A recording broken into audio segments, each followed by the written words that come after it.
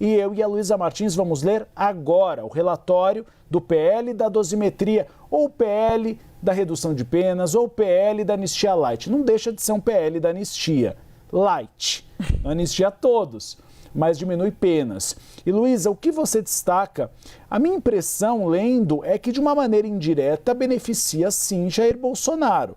Apesar da sinalização da oposição que não vai apresentar destaque ou emenda para anistiar completamente Jair Bolsonaro, esse projeto retira alguns tipos penais atribuídos a Jair Bolsonaro e pode fazer com que ele cumpra um período menor do que foi estabelecido pelo Supremo Tribunal Federal. Uribe, a partir daí tem uma questão de interpretação, né? O texto que foi divulgado, né, que foi nos enviado aqui com as alterações ali feitas pelo relator deputado Paulinho da Força, o relator faz uma espécie de introito ali, uma introdução em que ele diz o seguinte, acho que a gente tem a imagem para espelhar na página 3. Ele diz o seguinte, que na redução de penas, atentos aos postulados da razoabilidade e da proporcionalidade, está um pouquinho mais para baixo, gente. Nesse segundo parágrafo aí, ponto. Fala que na redução das penas, atentos aos postulados da razoabilidade e da proporcionalidade, concedemos tratamento mais benéfico aos participantes que não tiveram poder de mando nem participaram do financiamento dos atos antidemocráticos nos termos da legislação ali. Então,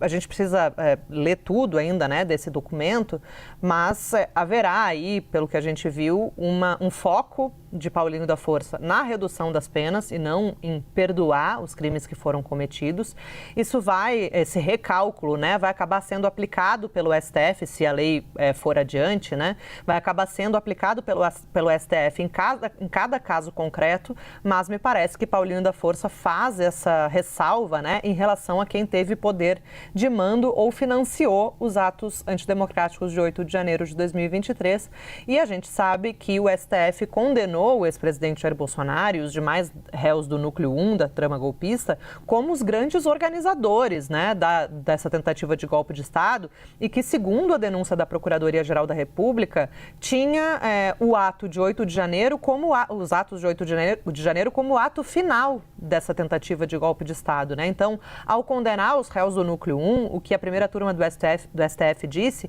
é que essas pessoas, Bolsonaro, Braga Neto, Ramagem, Anderson Torres, etc., Almir Garnier, tinham um papel de organização dessa tentativa de golpe de Estado que culminou no 8 de janeiro e, portanto, eles também teriam responsabilidade principal ali, como os cabeças dessa organização, em relação aos ataques, né, à invasão e à depredação das sedes dos três poderes em Brasília. Num outro ponto, o Paulinho da Força fala o seguinte, que esse texto que ele está apresentando adota a mesma posição de alguns ministros do STF que recentemente externaram posição contrária à acumulação das penas dos crimes de golpe de Estado e de abolição violenta do Estado Democrático de Direito por se tratarem de condutas sobrepostas, né? Alteração que por si só reduzirá a parte das penas aplicadas pelo STF. Esse foi basicamente o entendimento do ministro Luiz Fux no julgamento, né? E até em vários do 8 de janeiro, inclusive, o ministro Luiz Fux votava sempre por penas menores, por entender que na hora de calcular a dosimetria da pena, esses dois crimes deveriam se acumular, a gente tem aí esse trecho em destaque na tela, porque é como se um crime fosse meio para que o outro se consumasse. Então, por isso, as penas não poderiam se somar, não poderiam a pena de um ser somada com a de outro, mas deveriam se sobrepor e contar como um crime só. Então, basicamente, dos dois crimes atribuídos aos réus do 8 de janeiro, esses dois crimes passariam a contar, se aglutinar, né, e a contar como um só, o que naturalmente, como o próprio Paulinho da Força diz, traria um alívio, né, nessas penalidades. E lembrando, né, Uribe, que qualquer alteração na legislação penal brasileira, ela obrigatoriamente precisa retroagir, porque existe esse princípio, né, de que a lei mais favorável ao réu deve ser aplicada independentemente de qualquer coisa. Então, se houver uma redução de penas, inevitavelmente todas as pessoas que foram condenadas pelo 8 de janeiro acabarão sendo beneficiadas por essa alteração, e com isso muitas delas, até as que foram condenadas a penas menores, talvez fiquem quites ali com a justiça diante desse recálculo, né, nas penas que vai ser obrigatoriamente feito pelo judiciário para adequar a pena a essas alterações que foram propostas aí pelo deputado Paulinho da Força. E temos, acho que, um outro trecho que é interessante, Uribe, não sei se você quer me interromper aí também, porque eu estou falando demais. Mas vamos naquele trecho em que Paulinho da Força, ele acaba rememorando o espírito natalino de final de ano para conceder esse alívio nas penas. Eu lendo aqui, falei para o Uribe, brincando, né, que Paulinho da Força parece muito preocupado com o Natal dos brasileiros, porque ele fala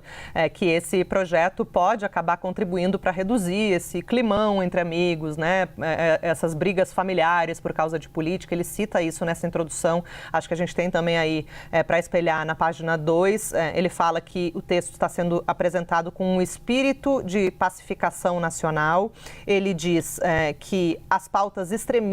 da anistia de um lado e a manutenção das condenações desproporcionais de outro servem para alimentar conflitos e agradar os radicais, mas não acolhem a visão da maioria da sociedade, que anseia por um acordo que devolva a paz e o bom convívio nas famílias, nos locais de trabalho, nos grupos de amigos, hoje segregados por brigas políticas e ideológicas, né? Aí ele segue falando que a proposta busca, aí no parágrafo abaixo desse que está destacado, ele diz que a proposta busca corrigir excessos sem abrir mão da responsabilização de quem ultrapassou os limites da lei. Em outras palavras, mantemos a proteção dos bens jurídicos essenciais, mas revisamos pontos em que há desproporcionalidade, né? Então, ele segue dizendo que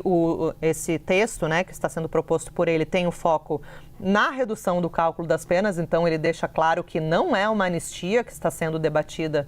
nessa proposta, que o foco dele, de fato, está nessa redução das penas. E lembrando, Uribe, que